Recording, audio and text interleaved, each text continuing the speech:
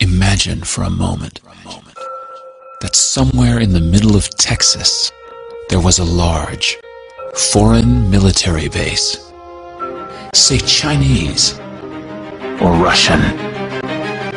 Imagine that thousands of armed foreign troops were constantly patrolling American streets in military vehicles. Imagine they were here under the auspices of keeping us safe, or promoting democracy, or protecting their strategic interests.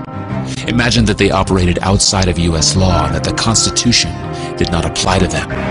Imagine that every now and then they made mistakes or acted on bad information and accidentally killed or terrorized innocent Americans, including women and children, most of the time with little or no repercussions or consequences.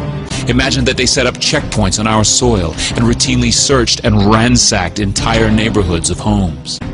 Imagine if Americans were fearful of these foreign troops and overwhelmingly thought America would be better off without their presence. Imagine if some Americans were so angry about them being in Texas that they actually joined together to fight them off in defense of our soil and sovereignty because leadership in government refused or were unable to do so. Imagine that those Americans were labeled terrorists or insurgents for their defensive actions and routinely killed or captured or tortured by the foreign troops on our land. Imagine that the occupiers' attitude was that if they just killed enough Americans, the resistance would stop, but instead, for every American killed, 10 more would take up arms against them, resulting in perpetual bloodshed. Imagine if most of the citizens of the foreign land also wanted these troops to return home. Imagine if they elected a leader who promised to bring them home and put an end to this horror.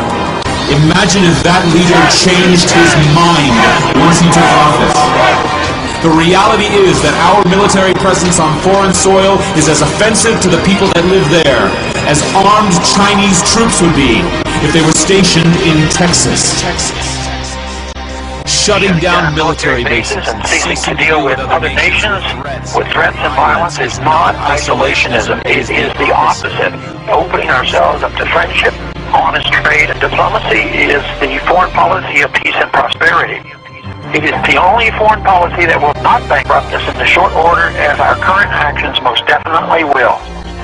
I share the disappointment of the American people in the foreign policy rhetoric coming from the administration. The sad thing is, our foreign policy will change eventually, as Rome's did, when all budgetary and monetary tricks to fund it are exhausted.